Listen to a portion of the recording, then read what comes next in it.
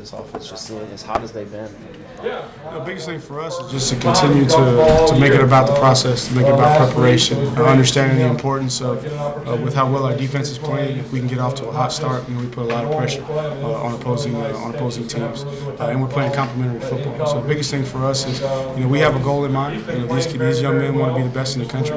We're definitely not there, but they're working every single week and just focusing on what they can control, and what they can control is how they play week in and week out. And I think that's what the focus of this team is. A lot of good running backs through here, but Travis the only one with 6 straight 100-yard games. And probably the best offensive line that's been through here in a while too, to help him along the way. And he understands that. He gives credit to his offensive line, and not taking anything away from Travis. He's a special talent, but even more special young man.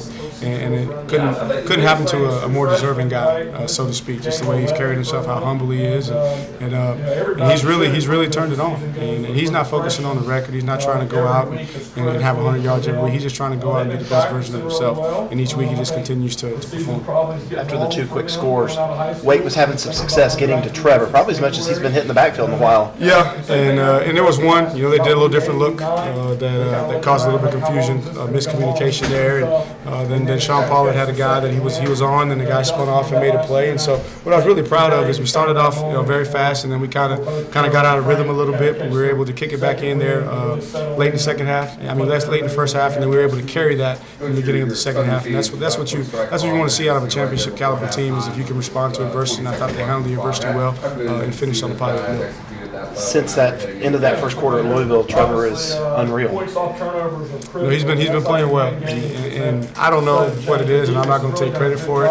If I had to guess and just give my analysis of it, he's found out how to block out the noise like he did last year. He's not worried about what people are saying. He's not letting anybody get inside his head, and he's just going to work every single day and just playing, not trying to do too much. Understanding that he's got a ton of weapons around him. He's got a lot of support. That he doesn't have to do everything by himself. And I think that's just allowed him to just go out and just play with the cool and calm that we're used to.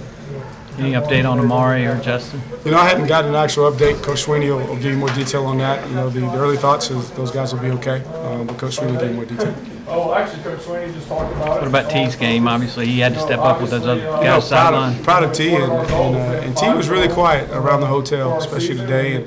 And I went up to him right before we got on the bus, and I said, "Are you okay? Everything all right?" He said, "Coach, I'm just locked in." And that's when I knew that he was going to come out and play well. Because again, he's a guy that's had a lot of success, but he understands for this team to accomplish what we want to accomplish, and for him to individually accomplish what he has set out to do, that he has to have a certain level of focus and intensity. And today he had that. Really happy for him.